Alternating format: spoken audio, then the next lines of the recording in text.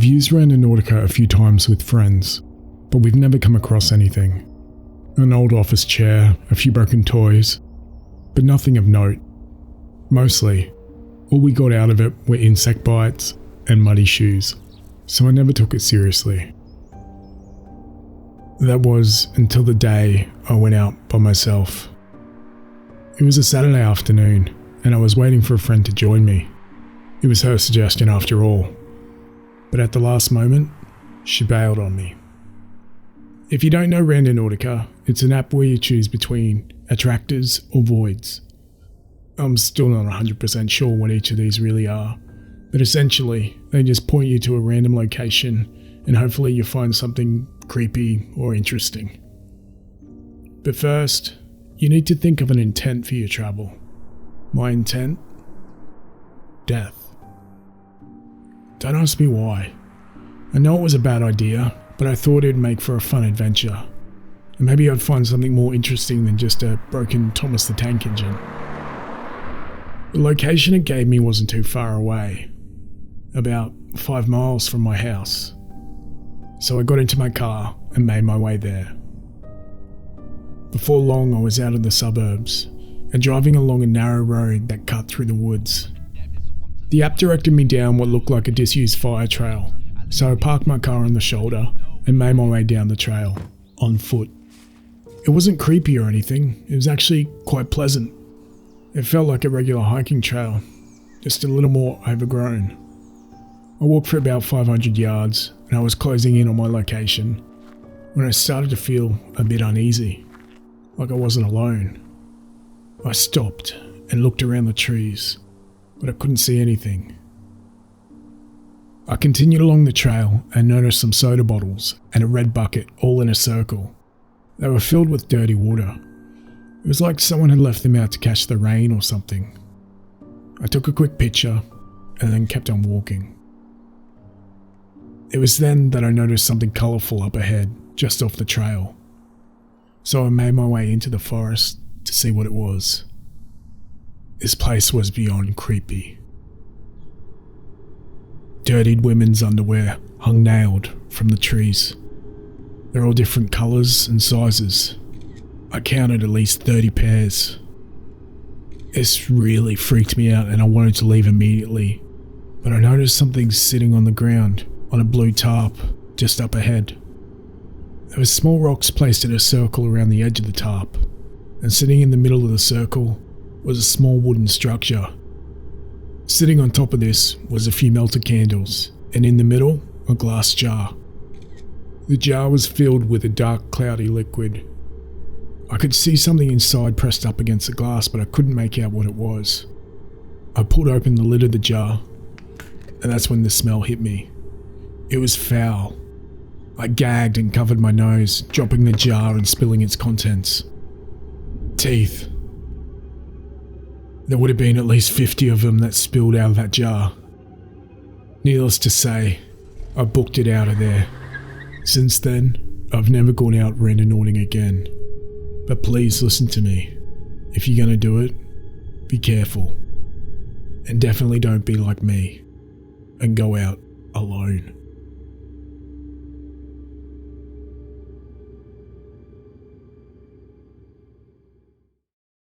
I almost always camp way out. I'm talking 30 to 40 miles down unnamed dirt roads, up mountains, in canyons. A couple of years ago, I was camping alone with my dog Jake, out on a prairie flat, halfway surrounded by a forest. It's winter, and there's not a soul within 50 miles, I bet. The weather was cold, like well below freezing, so I had a roaring campfire going. Jake, my dog, was in and out. He'd wander off for a while, get cold, and then come back for attention and warmth. He had a bell around his collar, so I could know where he was at all times. I'm drinking beer and listening to music, so I'm not paying much attention to his whereabouts. Mind you, it's pitch black out there other than the stars. So after about 20 minutes, I hadn't seen Jake, so I call him. Jake. Nothing. I turn off my music and call louder. Still nothing. Then I hear the sound of his bell. I'm relieved. It's strange. I hear his bell behind me, but the tree line is in front of me where he'd been sniffing around earlier.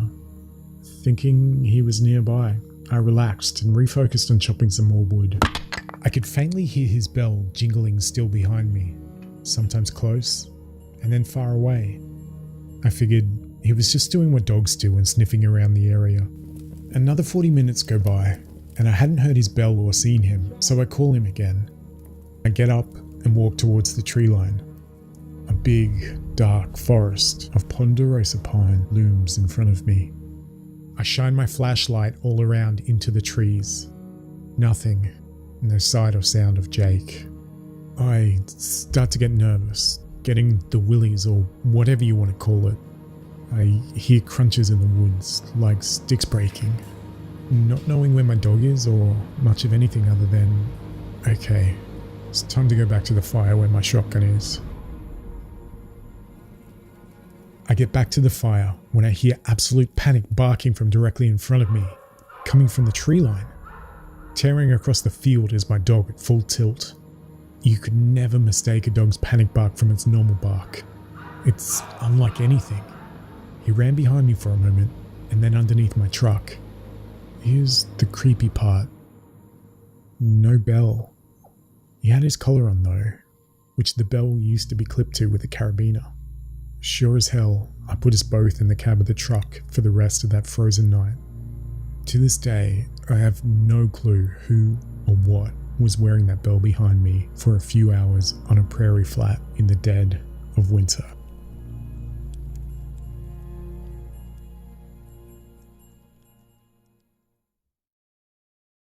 Last year I was hiking in Shenandoah, Virginia. It was a planned 2-day hiking trip, myself and 2 friends. Late into the first day, one of my friends grew ill and decided to turn back. The second friend joined him, just in case things got worse. They told me to go on, and seeing as I had been looking forward to the trip, I did.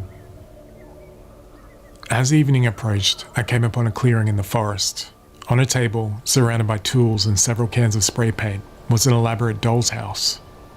It was large, perhaps 3 feet tall. Its walls and windows were open, as if it had just been built and was drying. The lingering smell of spray paint still hung in the air. On the back of the house, a photo had been affixed. It was a family picture, old, perhaps taken in the 80s. Everyone in the picture looked very uncomfortable, like they didn't want to be taking the picture, or they were forced to. Not scared, just uncomfortable. I left it and continued on so I might reach my planned campsite by nightfall. The wind had picked up considerably. In the distance, I heard a branch give and fall crashing to the forest floor, startling me. I found my campsite, but was a bit unnerved by the dollhouse in the middle of nowhere. I realized I didn't want to camp out in the open where whoever was working on it might stumble upon me. I had one of those little one-person tents that stand just tall enough for one person to lie down in. I set it up behind a thick stand of brush, one side blocked off by a tall stand of rocks. I was glad for this, because not only now was I hidden, but the rocks effectively blocked the heavy winds, which had now turned cold as the frigid air tumbled down the mountains at night. The sound of wind-churned forest was relaxing, and I think I fell asleep right away. Have you ever been awoken by a loud sound and unsure what it was exactly? But some remnant of it echoes in your mind for a moment after waking. That's what happened to me sometime later, in the pitch dark. I had the sensation that someone was near. I listened intently, trying to hear over the wind. I heard a man's voice somewhere in the distance, harsh, rapid, and then became softer. He was too far away for me to discern what he was saying, but close enough that I could hear his inflection and cadence. It sounded like a crazy person scolding himself. Then his voice became softer, answering. As I listened, the voice grew louder and louder, until I could hear his clumsy footfalls crashing towards me.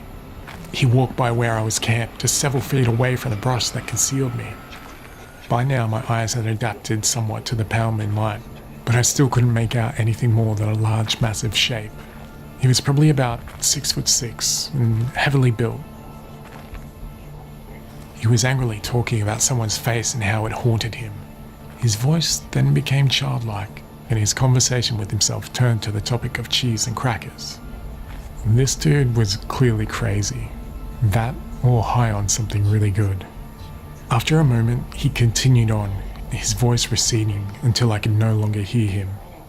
I slept little that night. At first light, I booked it back the way I came, back to town. I noted that the doll's house was not in the clearing when I passed by. Whoever that stranger in the night was, I'm glad we did not meet.